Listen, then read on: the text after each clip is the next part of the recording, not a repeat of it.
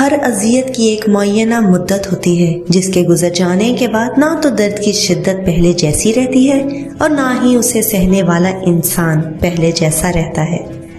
برداشت اور معاف کرنا انسان کی طاقت کی بہترین مثال ہے، جبکہ انتقام کی خواہش انسان کی کمزوری کو ظاہر کرتی ہے۔ اگر آپ نظر انداز کرنے کے ماہر نہیں ہیں تو آپ بہت کچھ کھوئیں گے۔ سب سے پہلے اپنا سکون اور اطمینان۔ زندگی میں کچھ بھی نہیں رکتا، وقت اور انسان زندگی میں آتے اور گزرتے چلے جاتے ہیں، بس یادیں اور باتیں رہ جاتی ہیں۔ ایک غلط پاس ورڈ سے معمولی موبائل نہیں کھلتا تو غلط طرز زندگی سے جنت کے دروازے کیسے کھلیں گے؟ ہمسا حوصلہ شکن کہاں، ہمسا حوصلہ شکن کہاں جو تجھے ہار کے مسکرائے۔ خوبصورت ہونا اچھا ہے پر اچھا ہونا اور بھی خوبصورت ہے۔ اللہ ایسا دروازہ بھی کھول دے گا انشاءاللہ الرحمن الرحیم جسے آپ شدت مایوسی سے سمجھتے تھے کہ بغیر چابی کے بنا ہے۔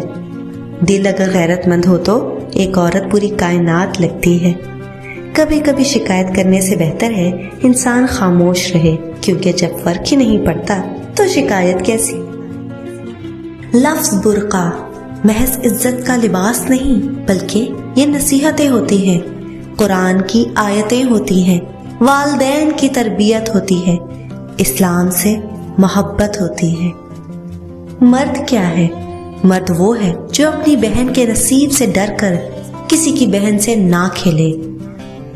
لوگ سب بھول جاتے ہیں ان سے کتنی محبت کی گئی، انہیں کتنا چاہا گیا، ان کے لیے کیا کچھ چھوڑا گیا، کیا کچھ داؤ پہ لگایا گیا، کتنی راتیں جاگا گیا، کتنی صبح انگاروں پہ گزری، کتنے آنسو بہائے گئے، کتنی اذیتیں سہی گئی۔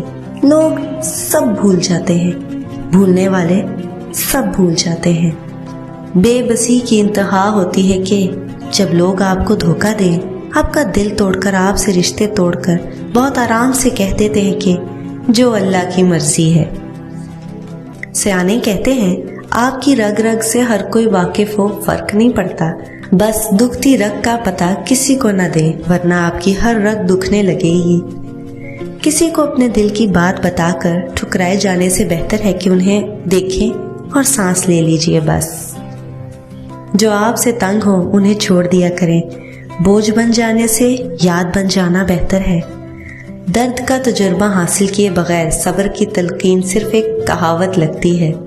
جس نے موت کا راز جان لیا وہ زندگی کے رنگ سے متاثر نہیں ہوتا، اور جس نے زندگی کا راز جان لیا اس کو موت کی کار فرمائیاں مایوس نہیں کر سکتی۔ جس نے اپنی حقیقت کو پہچان لیا اسے حقیقت کی سمجھ آ گئی۔